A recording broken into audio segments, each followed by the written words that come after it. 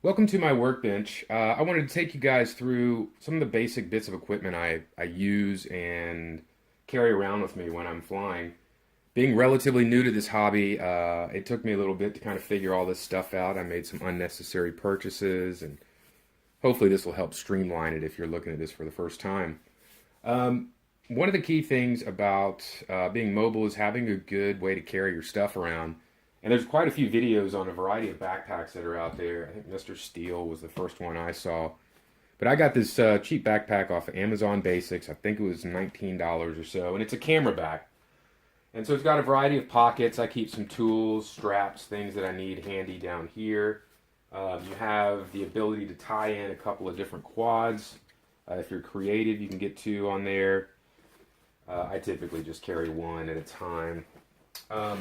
You have an initial layer here to carry props around, and it's important to have a flat spot to do that.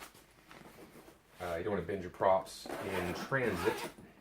And then the main pocket area in this particular bag, and I think like a lot of the other ones you'll see out there, is the ability to customize your spacing through little dividers, and this all works through hook and loop Velcro stuff.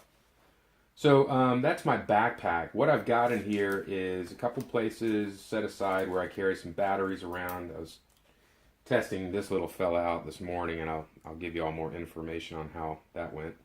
It's in one piece, but it wasn't great. And then I've got antennas, my Fat Shark batteries, a couple things over here. The main thing I'm carrying around is my Tyrannus. I do recommend this is a great transmitter. I like the Fly Sky stuff. I have that for some of my cars, but this one's a little pricey, but it does everything I could ever want it to do.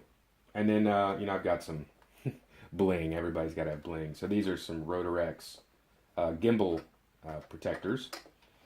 A little top tip, if you're on the cheap and you want to protect your gimbals, if you have body paint from your RCs around, it's the perfect size to fit in there. So that's what I previously was using before I got fancy.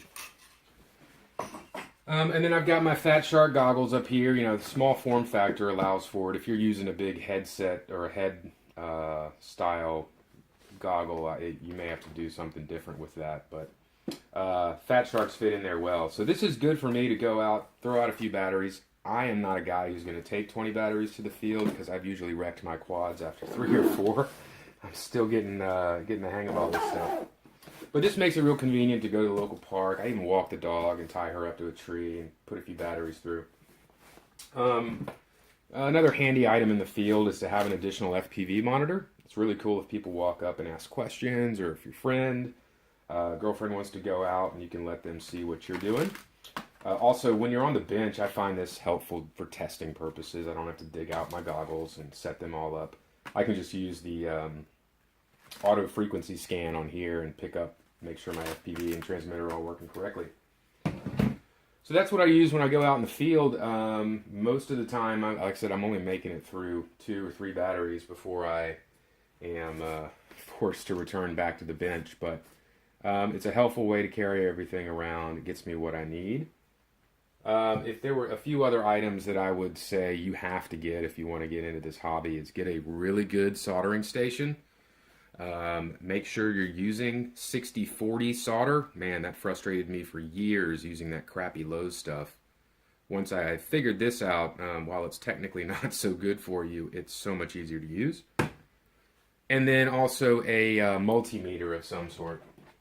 A way to test all your wiring before you apply power to it. I smoked a few motors and ESCs before I finally figured this part out, and it saved me a couple times. I've gone in and either resoldered something or swapped out a PDB.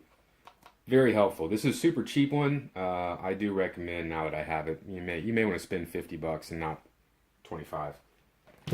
So that's my basic workbench and what my setup is for going out and flying. Hopefully this has been helpful to you guys, and we'll see you in the air.